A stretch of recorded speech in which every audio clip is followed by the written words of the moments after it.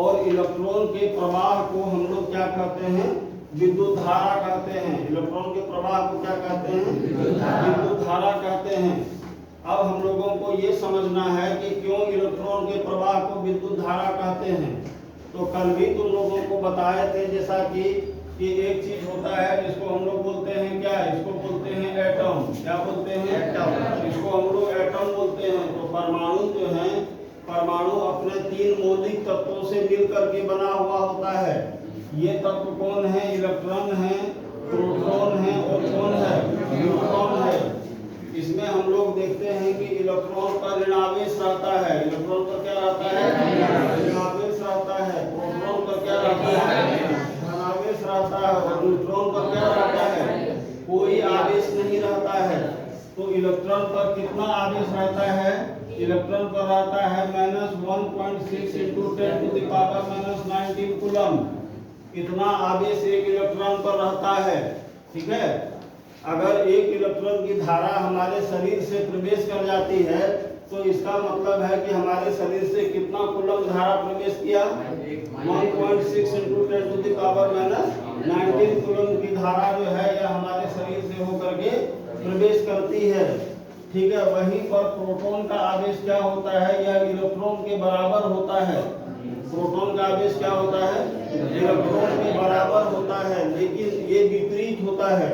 Electron पर जहाँ ऋण आवेश पाया जाता है वहीं प्रोटॉन पर कैसा आवेश पाया जाता है, इस पर धन आवेश पाया जाता है। तो इसका वैल्यू भी बराबर है 1.6 × 10⁻⁻19 कूलम।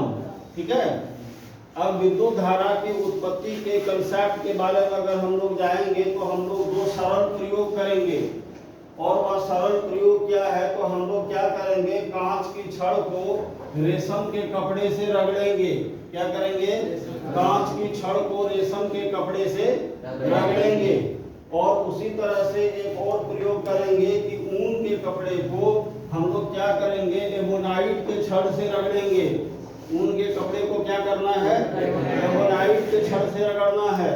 तो जब हम रगड़ते हैं, जब हम रब करते हैं, when glass rod and resin cloth are rubbed together or woolen cloth and ebonite rod are rubbed together, then glass rod adopted positive charge। तो ग्लास रॉड पर कैसा चार्ज आ जाता है, पॉजिटिव चार्ज आ जाता है, यानी धन आवेश आ जाता है। और इस रेशम के कपड़े पर कैसा आवेश आ जाता है, निगेटिव ऋणावेश आ जाता है। उसी तरह से हम लोग देखते हैं कि ये जो ऊन है, ऊन को जब हम एबोनाइट के छड़ से रगड़ते हैं तो ऊन पर कैसा होता है, पॉजिटिव चार्ज आ जाता है। एबोनाइट पर कैसा आ जाता है, नेगेटिव चार्ज आ जाता है। ठीक है। तो अब सवाल ये है कि क्यों ग्लास रॉड पर, ग्लास कांच के छड़ पर धनात्मक आवेश आ गया और रेशम के कपड़े पर ऋणात्मक आवेश आ गया। क्यों ऊन पर धनावेश आ गया और एबोनाइट के छड़ पर ऋणावेश आ गया। अगर हम इस बात को जान लें तो हम लोग विद्युत धारा के बारे में जान सकते हैं। ठीक है। असल में होता क्या है कि कोई भी जो परमाणु है, कोई भी परमाणु की अगर हम बात करें तो उसमें क्या होता है, उसके प्रोटॉन की संख्या उसके इलेक्ट्रॉन की संख्या के बराबर होता है। प्रोटॉन की संख्या किसके बराबर होगा, इलेक्ट्रॉन की संख्या के बराबर होगा। और किसी भी परमाणु पर जो आवेश की मात्रा होती है वह क्या होता है, शून्य होता है। अर्थात कोई भी परमाणु जो है वो विद्युतीय रूप से शून्य होता है। ठीक है।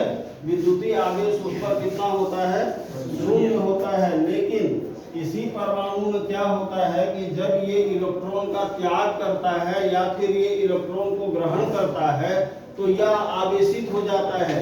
यह क्या करता है, आवेशित हो जाता है। जैसे अगर इलेक्ट्रॉन का त्याग कर दिया, ठीक है, तो इलेक्ट्रॉन का मान लो कि इस ग्लास रॉड में जो मौजूद, कांच के छड़ में मौजूद जो परमाणु है, इसने इलेक्ट्रॉन का त्याग कर दिया। तो पहले क्या था, प्रोटॉन और इलेक्ट्रॉन रगड़ने से पहले, ठीक है, रगड़ने से पहले इस कांच के छड़ में प्रोटॉन और इलेक्ट्रॉन की मात्रा यानी संख्या क्या थी, बराबर थी। अब जब इसको हम रगड़ते हैं तो रगड़ने के कारण क्या होता है कि कुछ इलेक्ट्रॉन कांच के छड़ से निकल करके रेशम के कपड़े में चला जाता है। ठीक है। तो अब कांच के छड़ से निकलकर कुछ इलेक्ट्रॉन अगर रेशम के कपड़े में चले गए तो कांच के छड़ पर प्रोटॉन की संख्या बढ़ जाती है। प्रोटॉन की संख्या क्या होती है, बढ़ जाती है। वहीं पर रेशम के छड़ पर क्या होती है, इलेक्ट्रॉन की संख्या बढ़ जाती है। और कांच की रॉड पर क्या होती है, प्रोटॉन की संख्या बढ़ जाती है। तो चूंकि प्रोटॉन पर धनावेश रहता है, प्रोटॉन धनावेशित कण है और यह परमाणु के नाभिक में पाया जाता है, तो कांच की छड़ जो है प्रोटॉन की संख्या बढ़ जाने के कारण ये धनावेशित हो जाता है।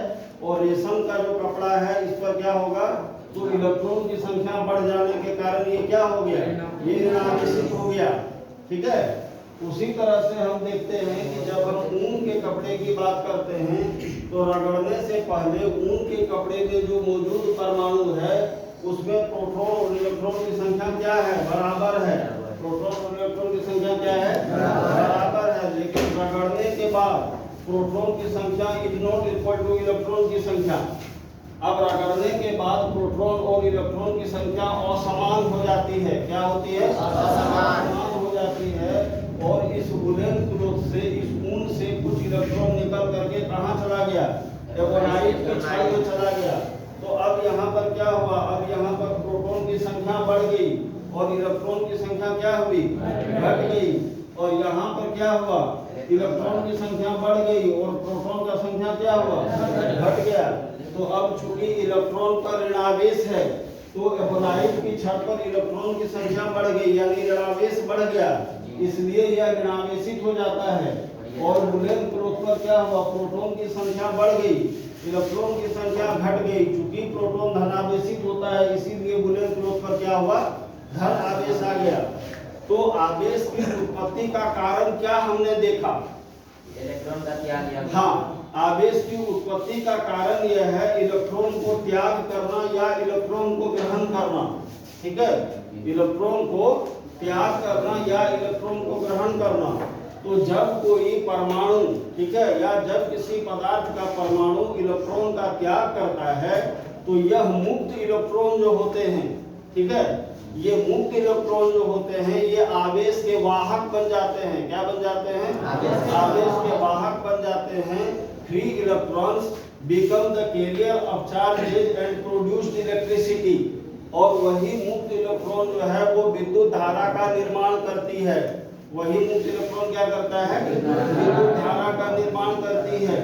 अब यहाँ पर देखो, अब यहाँ पर जितना संख्या में, जितनी मात्रा में इलेक्ट्रॉन का ट्रांसफर हुआ वो इन दोनों का विभवांतर कहलाता है। वो क्या कहलाता है, विभवांतर कहलाता है। यानी इसका विभव और इसके विभव का अंतर किस पर डिपेंड करता है, तो इलेक्ट्रॉनिक ट्रांसफर की क्वांटिटी पर। ठीक है, तो जितना ज्यादा पोटेंशियल डिफरेंस होगा, पीडी होगा, इलेक्ट्रॉन का भी ट्रांसफर क्या होगा, उतना ही अधिक होगा। और धनावेश और ऋणावेश की संख्या में भी उतना ही ज्यादा असंतुलन पैदा होगा। कहने का मतलब यह है कि एक परमाणु जो है वह मूलतः प्राकृतिक रूप से विद्युतीय उदासीन होता है। विद्युतीय रूप से एक परमाणु प्राकृतिक रूप से क्या होता है, उदासीन होता है। लेकिन जब कोई बाहरी बल इसके इलेक्ट्रॉन की संख्या को क्या करता है, डिस्टर्ब करता है, यानी यह इलेक्ट्रॉन का त्याग करता है अथवा इलेक्ट्रॉन को ग्रहण करता है, तो इलेक्ट्रॉन की संख्या में उत्पन्न